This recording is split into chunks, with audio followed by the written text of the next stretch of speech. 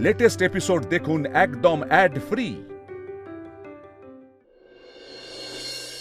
চুপ করে আছেন কেন বলুন? সরকার বাড়িতে কি প্রয়োজন আপনার? টুকাইবাবু ভেতরে এসো। ভালোভাবে ওনার ইন্টারোগেট করতে হবে। দেখুন প্লিজ এবার মুখটা খুলুন আর বলুন আপনি কি চান। আর এইভাবে আমাদের থেকে পালিয়ে যাচ্ছেন কেন? আমি আপনাকে সেদিন আমাদের অনুষ্ঠানেও লক্ষ্য করলাম, তারপরে এমনও শুনলাম যে আপনি নাকি পাড়ায় আমাদের সরকার বাড়ির সম্বন্ধে খবর নিচ্ছেন। কেন বলুন তো, কি দরকার আপনার? আপনার পরিচয়টা কি আপনি বলবেন? আপনি যদি ক্লিয়ারলি কিছু না বলেন তাহলে কিন্তু আমি পুলিশের কাছে যেতে বাধ্য হব। আরে কি মুশকিল, কি বলবো আমি? ওই যে আপনার পরিচয়, আর কেন আমাদের পেছনে ধাওয়া করছেন আপনি? আপনাকে মামনি পাঠিয়েছে? হ্যাঁ, ঠিক কোন কারণে পাঠিয়েছে বলতে পারবেন? ব্যবসা লাটে তুলে দেওয়ার জন্য নাকি আমাদের মেরে ফেলার জন্য? কি কারণে আপনাকে এমপ্লয়েড করা হয়েছে বলুন তো? এসব কি বলছেন আপনি? আমি তো কিছুই বুঝতে পারছি না। বেশ, আমরা ধরে নিলাম যে আপনি কিছু বুঝতে পারছেন না, কিন্তু এটা তো বুঝতে পারছেন যে গায়ত্রী রক্ষিত মোটেও সুবিধের লোক নয়। ওনার উদ্দেশ্যই হচ্ছে আমাদেরকে মারা, আমাদেরকে শেষ করে দেওয়া। আপনার কোথাও ভুল হচ্ছে। ওই নামে আমি কাউকে চিনি না, আর তার হয়ে কাজ করা তো অনেক দূরের ব্যাপার। বেশ ঠিক আছে, আপনার এই কথাটাও আমরা বিশ্বাস করলাম, কিন্তু এবার বলুন তো আপনি আমাদের ব্যাপারে পাড়াতে কেন খোঁজ খবর নিচ্ছিলেন? আরে কি মুশকিল, বলছি তো আমি কিছু জিজ্ঞাসাবাদ করিনি। দেখুন, just because of a personal reason আমি ওই অনুষ্ঠানে গেছিলাম, আর আপনাদের পাড়ায়ও পরে গেছিলাম, কিন্তু আপনারা যা বলছেন তার সঙ্গে আমার বিন্দুমাত্র যোগাযোগ নেই। বেশ, আপনার পার্সোনাল ব্যাপারে আমরা কেউ ইন্টারফেয়ার করব না। আমরা দুজন আপনার কথা বিশ্বাস করলাম, আমরা চলে যাচ্ছি। কোথায় যাচ্ছেন আপনি? দাঁড়ান এখানে। তুমি চলো, চলে এসো এসো। জয়ন্ত সরকারকে আপনি কি করে চিনলেন?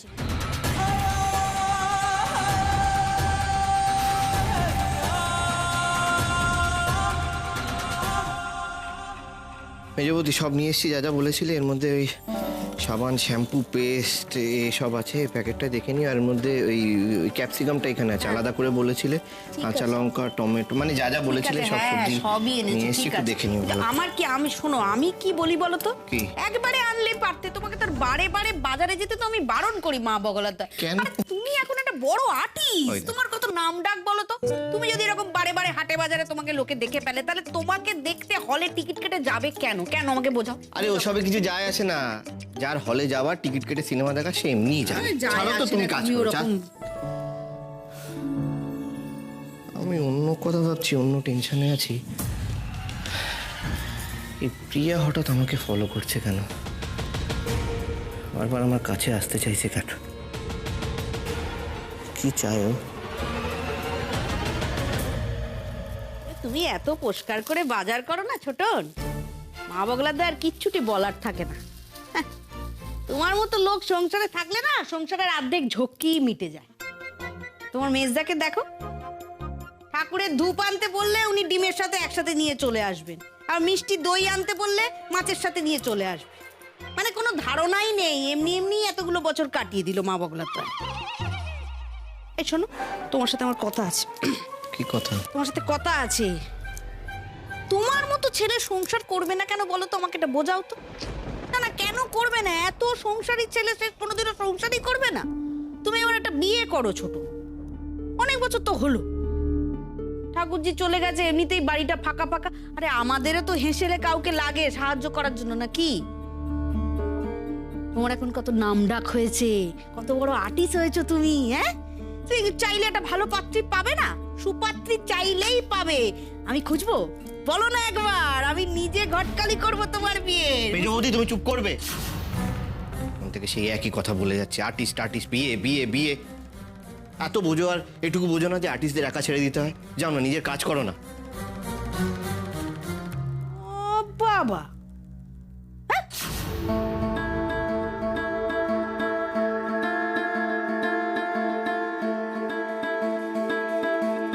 ছোটকাকে চেনেন উনি?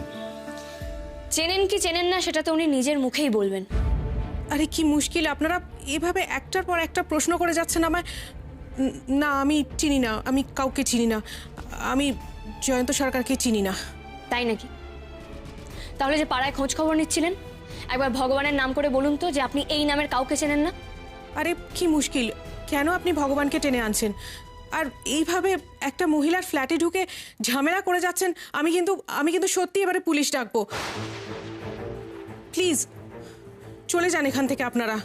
আপনাদের কিন্তু কোনো অধিকার নেই এইভাবে আমাকে প্রশ্ন করার, আমাকে ক্রস এক্সামিন করার। উর্মি, এসব বাদ দাও, আমরা বাড়ি ফিরে যাই। না টুকাইবাবু, বাদ তো অনেক কিছু দিয়ে দেওয়া যায়, কিন্তু আমি তো ক্লু পেয়েছি, তাই জন্যই তো ওনাকে প্রশ্নগুলো করছি। সেদিন আপনাকে আমাদের বাড়িতে অনুষ্ঠানেও দেখলাম, আপনি একটা অদ্ভুত রকম ভাবে ওড়না ঢাকা দিয়ে চোখে চশমা পরে বসে আছেন, যাতে আপনাকে কেউ চিনতে না পারে, দেখতে না পারে।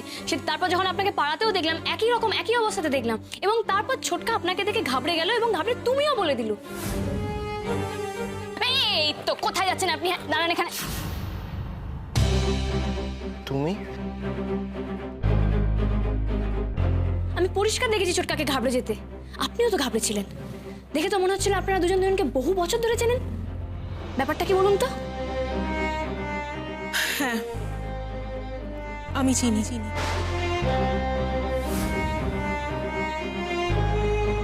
জয়ন্তকে আমি 5 বছর ধরে চিনি। আমরা দুজন দুজনকে ভালোবাসতাম। বিয়ে করব বলে ঠিক করেছিলাম, কিন্তু ঠিক সেই সময় আমাদের মধ্যে দূরত্ব তৈরি হয়। তাহলে এখন কেন এসেছেন? এখন কি চান আপনি? দূরত্বটা কমিয়ে নিতে? আমার ছোটকা বিখ্যাত হয়ে গেছে বলে? না না, বিশ্বাস করুন, আমি ওর সুখী জীবন, নাম, যশ, খ্যাতি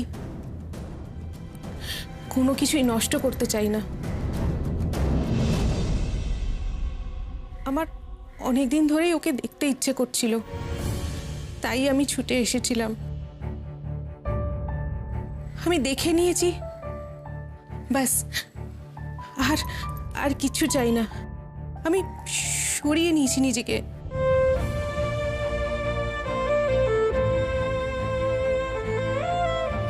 কেন তুমি আমার সাথে এটা করছো প্রিয়া? কেন করছো আমি বুঝতে পারছি না। আমি নিজে হাতে তোমাকে দূরে সরিয়ে দিয়েছিলাম, তারপরেও তুমি কেন আমার কাছে আসতে চাইছো?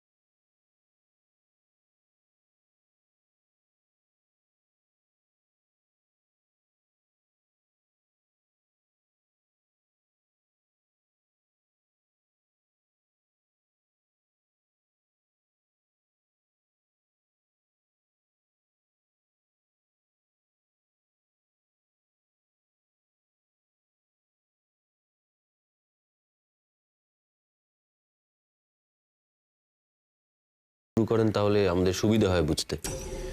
2015-এ আমার আর জয়ন্তর প্রথম দেখা হয় মুম্বাইতে মেহবুব স্টুডিওয়। আমি তখন ফ্রিল্যান্স হেয়ার স্টাইলার হিসেবে কাজ করতাম। মোটামুটি একটু নামও হয়েছে।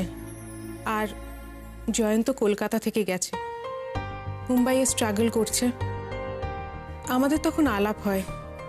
আমি যে ফ্লোরে কাজ করতাম, জয়ন্ত ঠিক তার পাশের ফ্লোরেই একটা হিন্দি ডেলি সোপ হতো, সেখানে ছোট্ট একটা ক্যারেক্টার করত। 2 চোখ ভরা স্বপ্ন।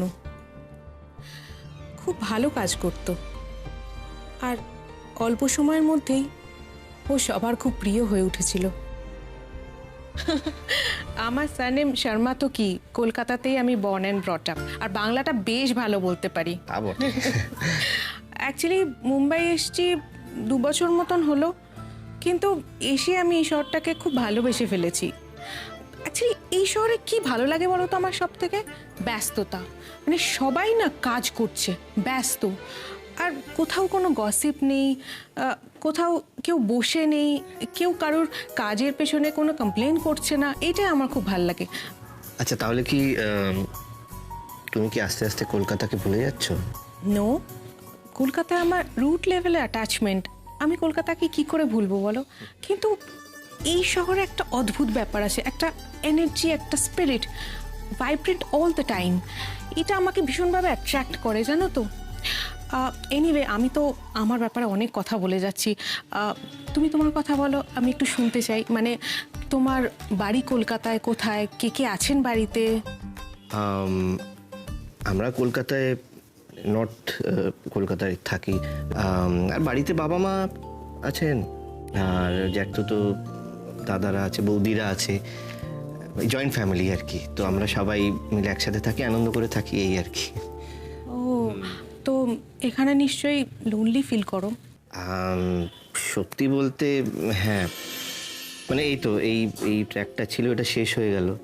এরপরে তো আর কোনো কাজ নেই। এবারে আন্ধেরি ওয়েস্টে প্রোডাকশন হাউসগুলোয় গিয়ে বারবার নক করতে হবে, কাজের জন্য যেতে হবে। আর মাঝে মধ্যে ফিল্ম সিটিতে ঢু মেরে আসবো। কবে যে একটা বড় ট্র্যাক পাবো কে জানে। দেখো, আমি একটা কাজ করতে পারি। আমার কাছে কিছু কন্ট্যাক্টস আছে, সেটা আমি তোমায় দিতে পারি। শিওর। সেখানে তুমি যাও, তাদেরকে অ্যাপ্রোচ করে দেখো। দেখো, একটা না একটা কাজ লেগেই যাবে। আর ডিমোটিভেটেড হয়েও না। আর দেখো, সিটি অফ জয় থেকে সিটি অফ ড্রিমসে এসছো, তোমার স্বপ্ন তো ফুলফিল করতেই হবে, তাই না?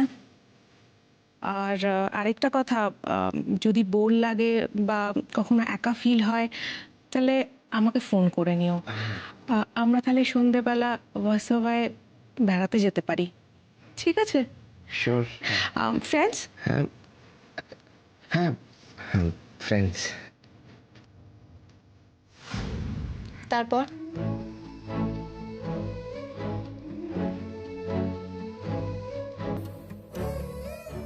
আমরা ভীষণ ভালো বন্ধু হয়ে যাই খুব তাড়াতাড়ি। আসলে দুজনেই তো কলকাতা থেকে গেছি। গোরেগাঁও ইস্টের ছোট্ট একটা ফ্ল্যাটে জয়ন্ত থাকতো, আর আমি থাকতাম মালাডে। যেদিন শুটিং অফ থাকতো সেদিন আমি আর জয়ন্ত মিট করতাম শিবাজি পার্কে। আর সন্ধে নামা দেখতে দেখতেই দুজনে ভাবতাম এই শহরের সব থেকে বড় বাড়িটা একদিন আমাদের হবে, ওখানে আমরা একসঙ্গে থাকবো। ভীষণ ভীষণ খুশি ছিলাম আমরা একসাথে। So finally you made it. আমি জানতাম তুমি পারবে। সিরিয়াসলি, আমিও কোনোদিন ভাবিনি যে এত বড় একটা ট্র্যাকে আমাকে ওরা সিলেক্ট করবে। এত বড় প্রোডাকশন হাউস, এত বড় বড় আর্টিস্টদের সঙ্গে আমি কাজ করতে পারবো। অনেক কিছু শিখবো বলো। তোমার এই কোয়ালিটি জানো তো তোমাকে একদিন অনেক বড় একজন অভিনেতা করবে। And you know, you are a fast learner and good learner also.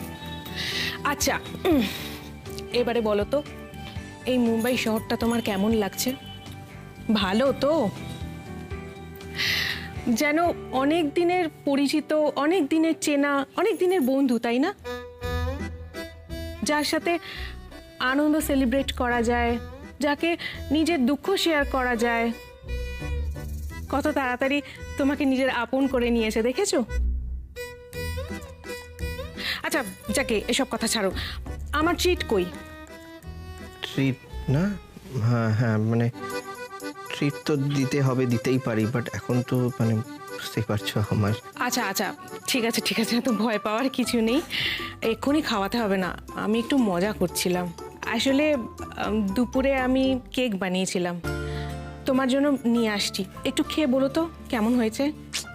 দেখেছো কি অবস্থা, কোথায় আমার তোমাকে ট্রিট দেওয়া উচিত, উল্টে ধুর। আরে হবে হবে, সব হবে, তোমার ফার্স্ট মান্থ রেমুনারেশনটা পেতে দাও, তারপরে তোমার ঘাড় ভেঙে আমি খাবো। হ্যাঁ নিশ্চয়ই, ডেফিনেটলি। আচ্ছা তোমার একটা কথা জিজ্ঞেস করবো, হ্যাঁ মানে তুমি গার্লফ্রেন্ডের ব্যাপারেও তুমি কি এতটাই পার্টিকুলার? মানে আমি বলতে চাইছি বাঙালি হতে হবে না বাংলা বলতে পারলেই চলবে?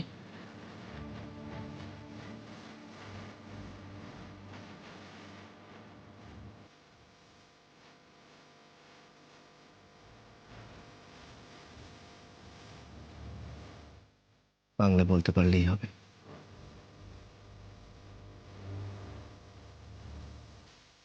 কিন্তু হঠাৎ করে একদিনও আমায় ছেড়ে চলে গেল। আমার ছোটকা তো এইভাবে কাউকে ছাড়তে পারে না, না আমি তো এটা বিশ্বাস করি না। বিশ্বাস করতেও পারেন, নাও করতে পারেন, কিন্তু এটাই সত্যি। প্লিজ জয়, কি হয়েছে বলো? কিছু প্রবলেম হয়েছে?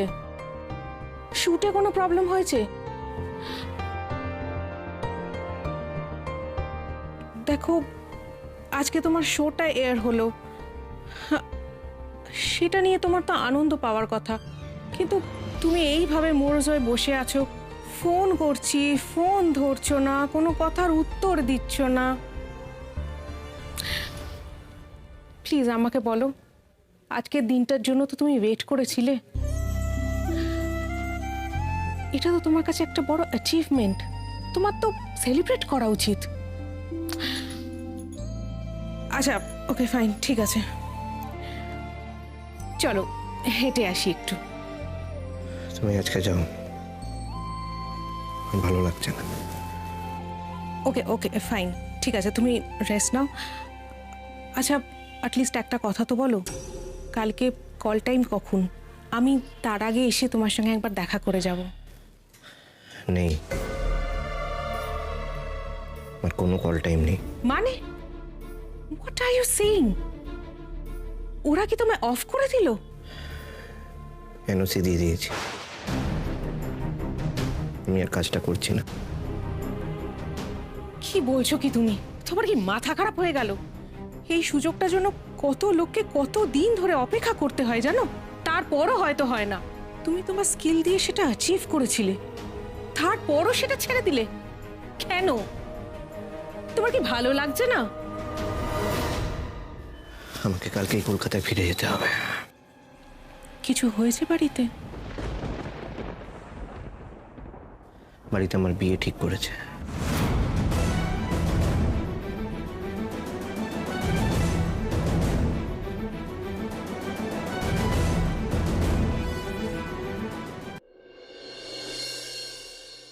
তারপর কি বলে তুমি? তোমার বিয়ে ঠিক হয়ে গেছে?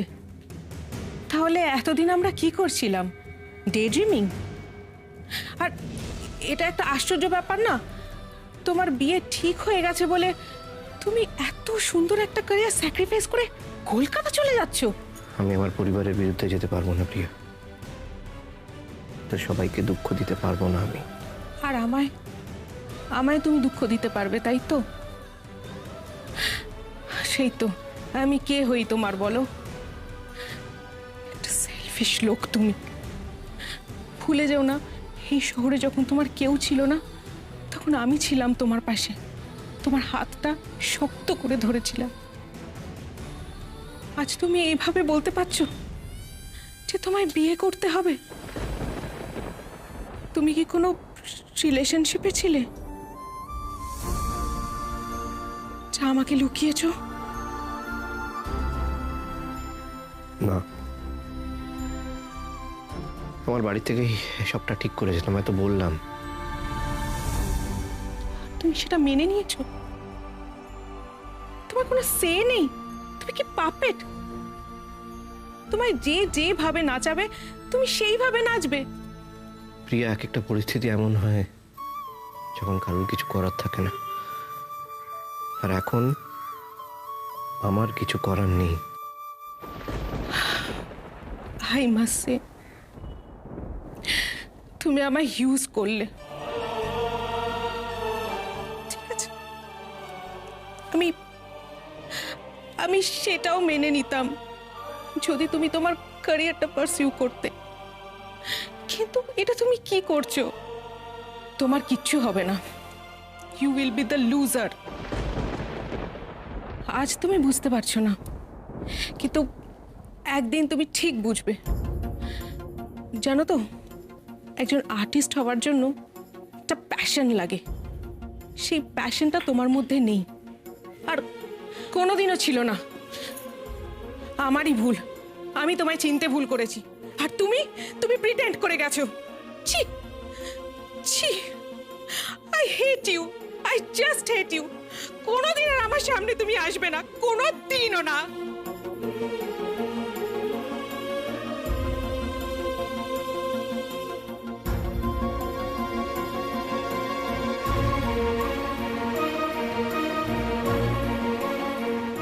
আপনি চলুন, এক্ষুনি আমার সাথে চলুন। কিন্তু কোথায়? বলছি, এই টুকাই বাবু, তুমি বাহনদেবকে নিয়ে ফ্ল্যাটের নিচে এসো, আমাদের হাতে বেশি সময় নেই, আমাদের এক্ষুনি বেরোতে হবে। চলুন আপনি, চলুন চলুন চলুন চলুন, আসুন।